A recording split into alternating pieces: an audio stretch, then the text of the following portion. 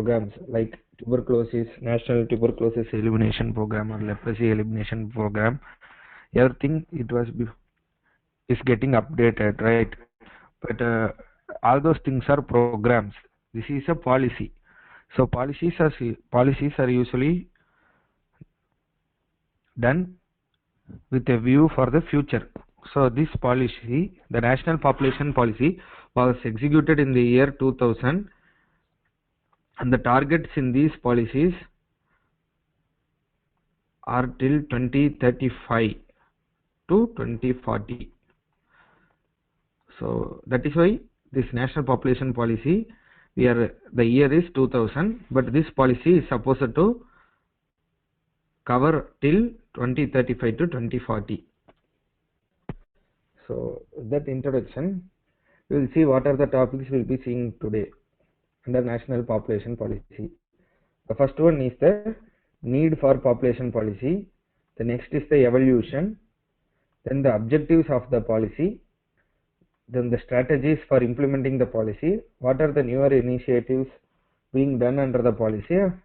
Next is the Population Regulatory Bill of 2019. So we will be covering the topic under these subheadings. So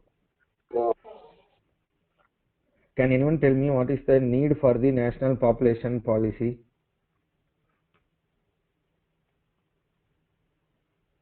Please message in the chat box.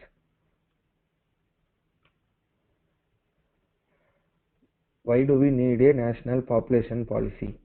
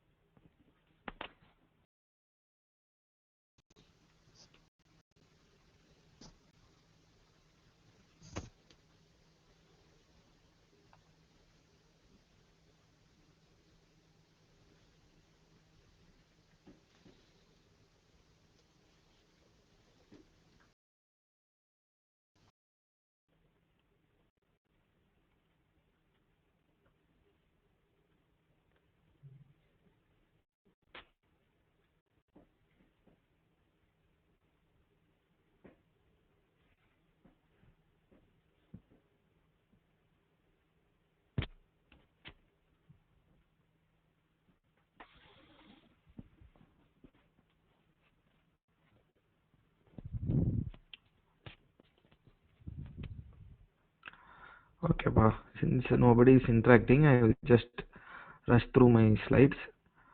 So what is a population policy?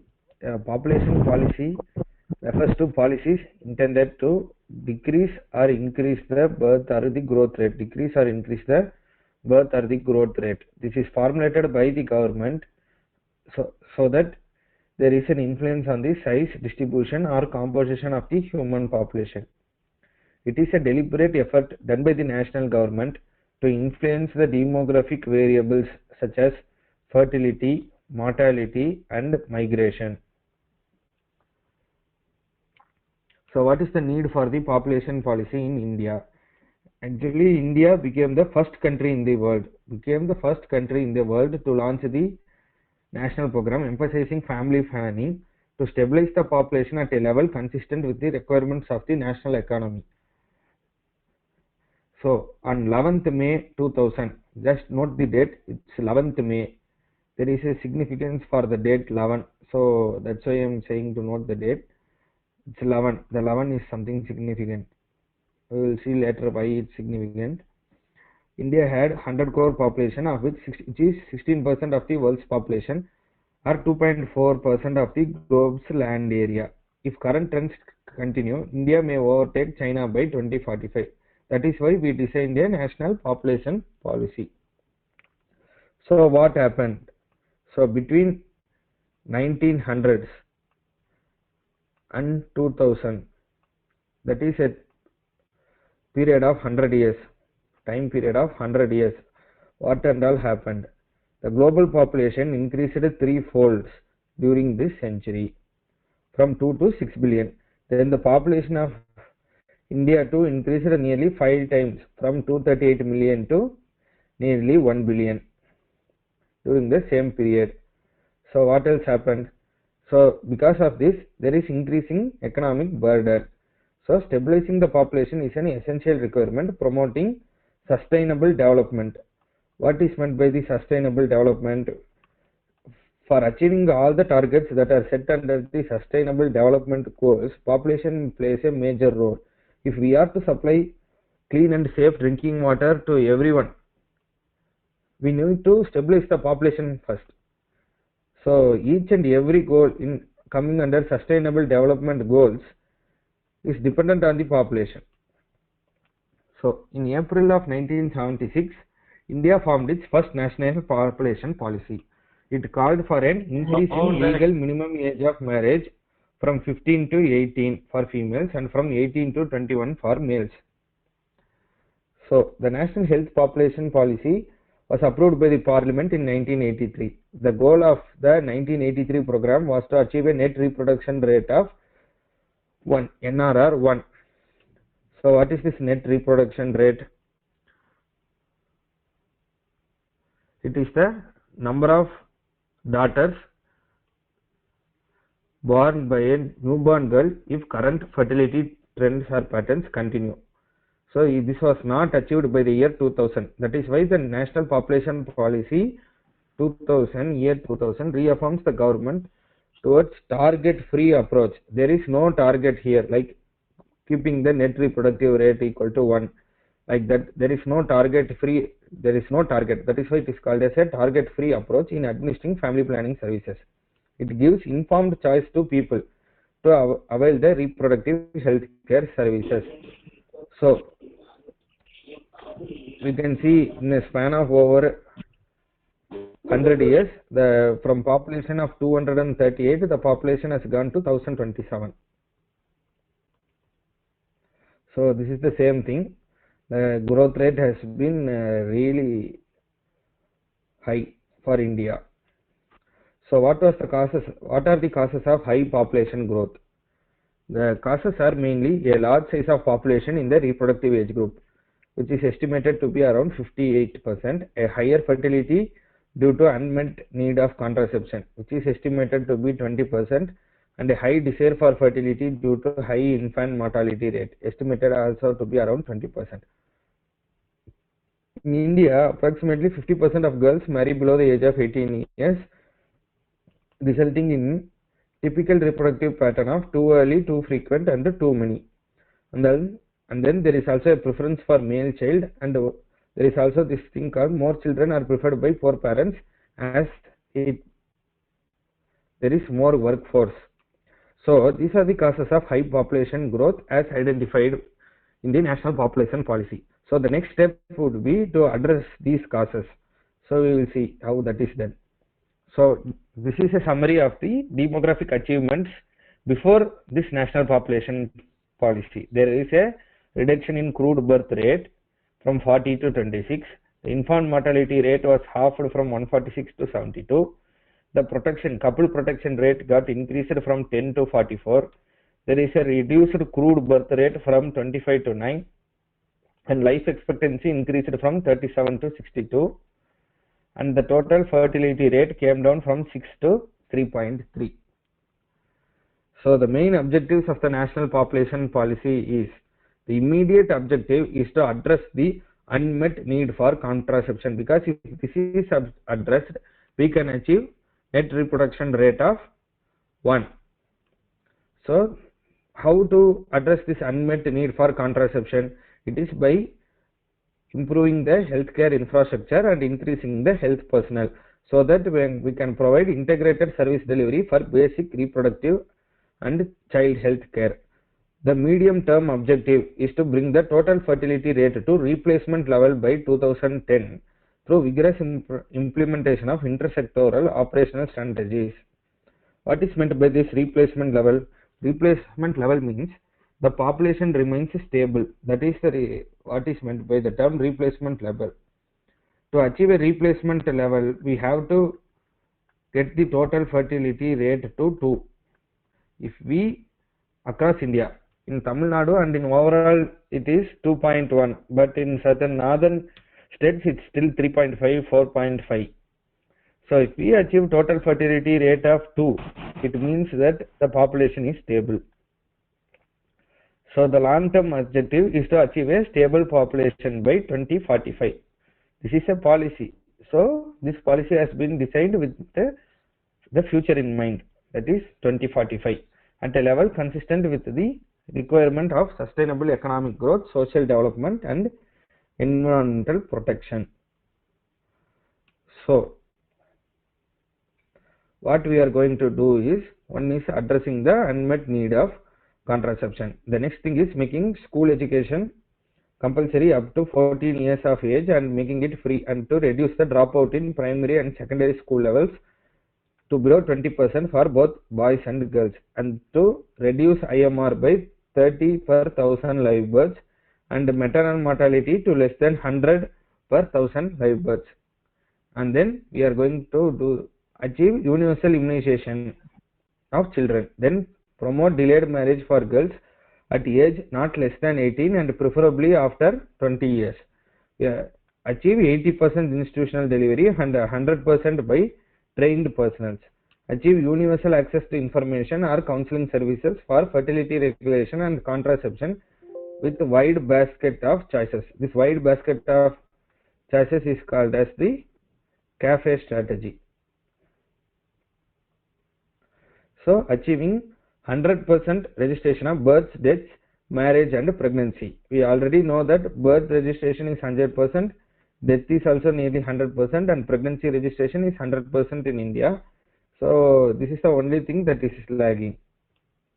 Then containment of AIDS and greater integration between management of AIDS and STD, prevention of communicable diseases, integration of Ayush and using them for reaching out to households, to promote small family norm to achieve replacement level total fertility rate of 2.1, bringing about convergence in implementation of related social sector programs. So these are the main ideas. So what are the major strategic themes? So after the objectives, we are looking into the strategies by which we can do this. In order to achieve the following strategic themes are presented in the policy. One is decentralized planning and program implementation, which means that some states, already in some states the total fertility rate is 2, whereas in some other states it's high. So by decentralizing, we are using additional resources for states where they are needed. So that is this decentralized planning and program implementation. Next is availability of service delivery at village levels by using village health nurse and ASHAs, empowering women for improved health and nutrition by conducting nutrition days in Anganwadis. Then child survival and child health, we have RBSK program covering child survival and child health. Then meeting the unmet needs for family welfare services by tracking the eligible couples and improving the couple protection rate.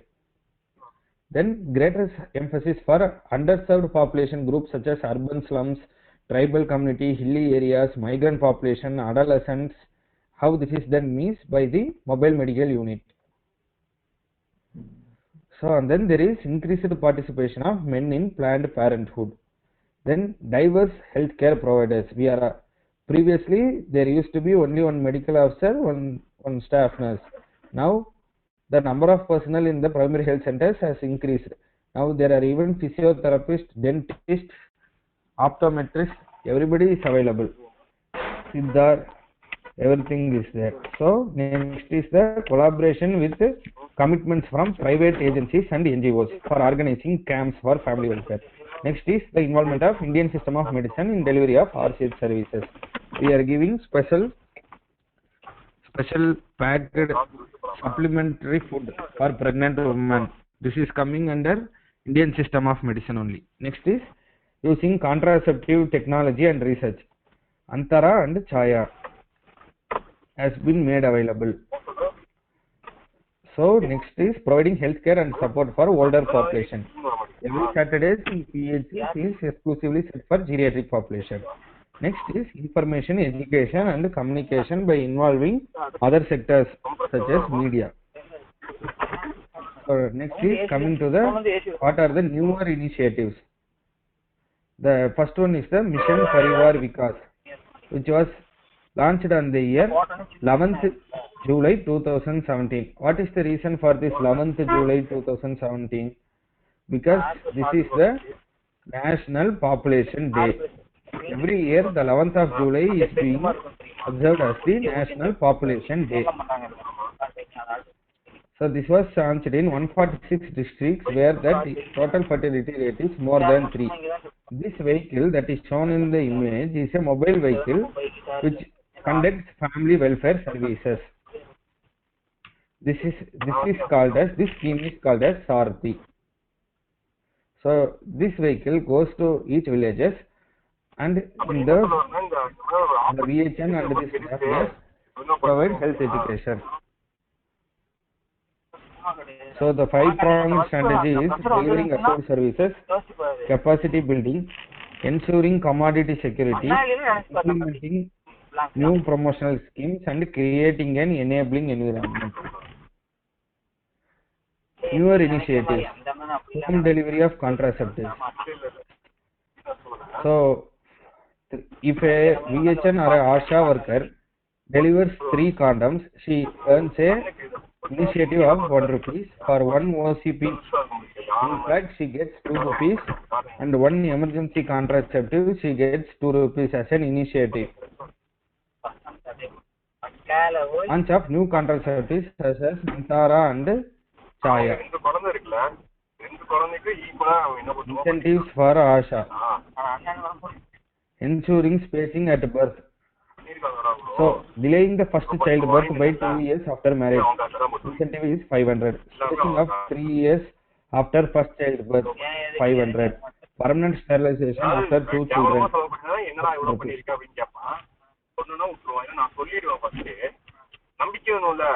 Next is family planning. The family indemnity scheme claims arising out of sterilization operation. If there is a death at the hospital or within 7 days of discharge, you get 2 lakh rupees. Death following sterilization, you get 50,000 after some days, from 8 to 30 days. Expense for treatment of medical complications, 25,000 rupees. Failure of sterilization, 30,000 rupees. Doctors or facilities covered for litigations up to 4 cases per year. Per case, you are getting 2 lakh. So these are the newer initiatives. Moving on to the next thing, there is a new thing introduced by the central government. It is the Population Regulatory Bill. This was enacted by the Parliament in the 70th year of the Republic of India. It extends to all of India. Currently it is covering central government employees only. But if this becomes a success, it will be executed nationwide. So what we are doing in this is, there is 1 additional increment during the entire service. Subsidy is being given for purchasing a plot or a house site or a built house from the housing board. Loan for construction or purchasing a house from banks or financial institutions at a nominal rate of interest. Rebate on income tax. There is subsidy for travel by road, rail or air. Rebate on charges for utilities such as electricity, water, house tax, vehicle registration and telephone. Paternity leave of 12 weeks is being given with salary and allowances. And a 2% increase in employees' contribution under pension scheme. Free healthcare facility and insurance coverage to parents. Free healthcare facility to single child till he attains the age of 25 years. So preference to single child in admission in all educational institutions, including AIMS, IIT, NIT, and in all government jobs. Free education up to graduation level and scholarship for higher studies beyond graduation for a single girl child. The incentives and benefits referred shall be extended to the general public with necessary changes. So what are the, if suppose somebody has more than 2 children, what will happen? According to this Population Regulatory Bill, they will receive reduction in subsidies, reduction in benefits distributed by the public distribution system. The interest rate for loans will be higher. They will receive lower interest rates on saving instruments in banks and investment instruments. He shall be disqualified from a member of either of the House of Parliament or Legislature or of a state or any body of the local government. So, coming to the summary of today's topic, we have seen what is the need for the national population policy. We saw how it evolved from 1983 to 2000. What happened we have seen.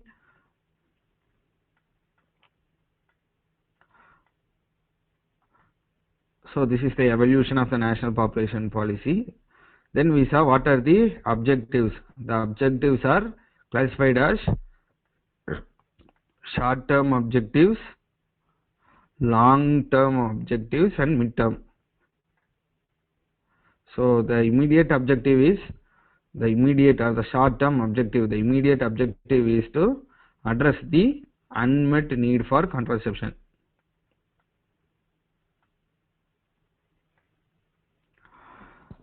So the strategies we have seen for implementing.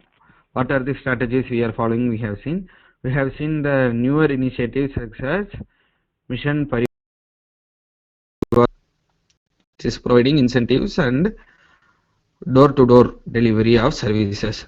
Then we have seen what is this new population regulatory policy. If somebody attains from population regulatory bill, we have seen what are the loss of benefits somebody will have. Both the things we have seen. So that comes to the conclusion of today's session.